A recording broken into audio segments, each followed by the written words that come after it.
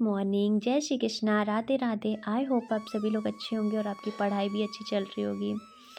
जैसे कि आज है डेट 19 फरवरी 2025 और अभी टाइम हो रहा है 3:30 AM। तो मेरी दिन की शुरुआत होती है कुछ इस तरह। पहले मैं अपना डेली रूटीन फॉलो करती हूँ, उसके बाद में मैं अपनी स्टडी करने बैठ जाती हूँ।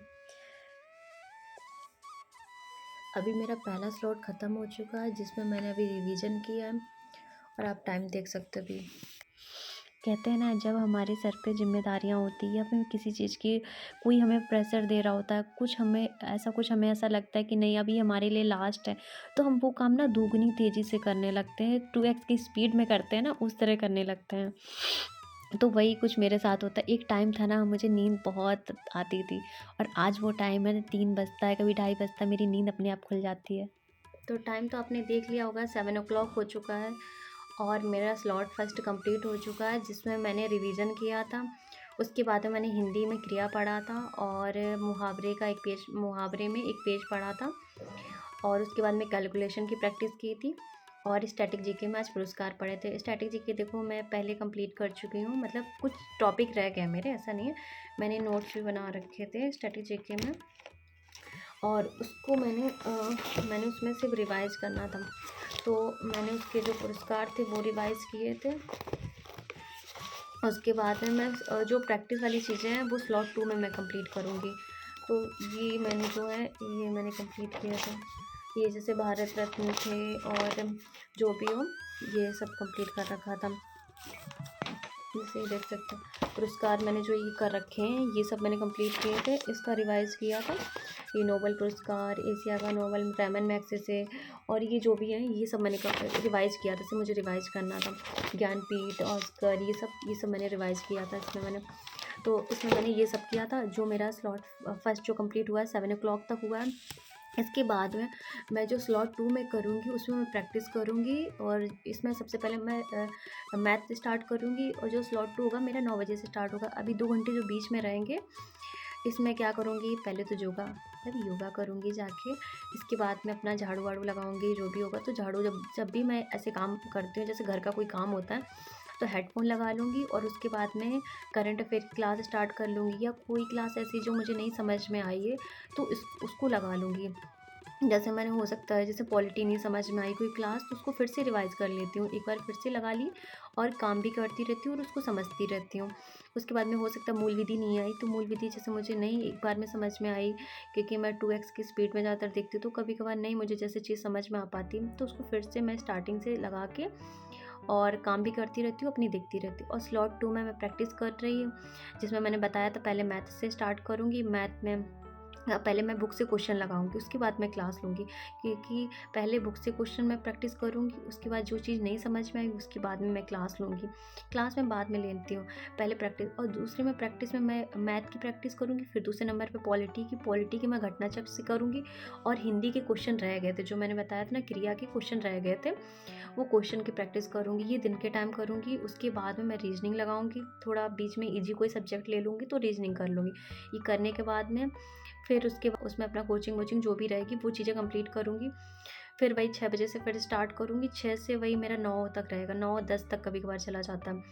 तो वो फिर उसके बाद में मैं लास्ट टाइम पर रिवीजन करती हूँ जिसमें मैं मूल विधि पढ़ूँगी और जो क्लासेस होंगी वो कंप्लीट करूँगी और फिर वही 10 बजे या 9 बजे तक मैं सो जाऊँगी, क्योंकि सुबह जल्दी उठना होता है। तो जितना जल्दी हम सोएंगे उतना जल्दी सुबह उठ पाएंगे। और मुझे रात से ज़्यादा ना सुबह की स्टडी ज़्यादा सही लगती है, क्योंकि सुबह के टाइम इतनी शांति रहती है ना। मुझे रात में देखो पूरी रात मेरी पढ़ने की आदत नहीं है, मैं रात में कभी भी नहीं पढ़ी हूँ। रात में ज़्यादा 10 बजे तक पढ़ पाऊँगी, 10 या 11 बजे, उससे ज़्यादा नहीं मेरे सो पाता है।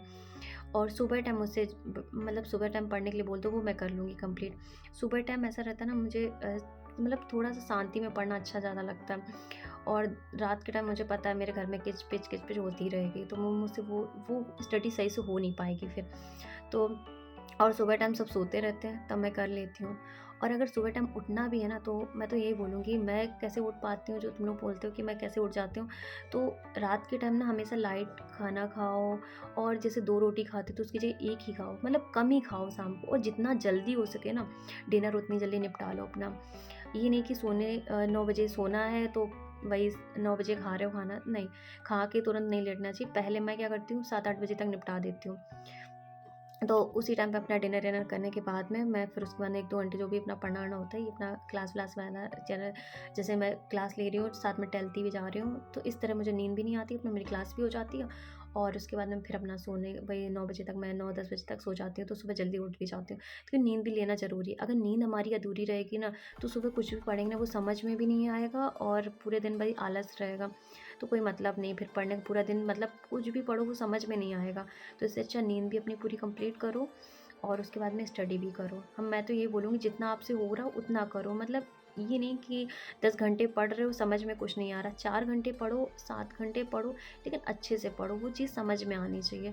तो अब मैं जा रही हूँ काम करने अपना, और जो योगा वोगा है पता है, जब हमारे पास टारगेट होता है ना, तो हमें पता होता है कि हमें किस रास्ते पे चलना है, क्या करना है, किस सब्जेक्ट को टाइम देना है, किस चीज़ को पहले करना है, किसको बाद में। तो ये सब करने के बाद में मेरा आज पार्सल भी आना था, जो आ गया था। गेस करो उसमें क्या है?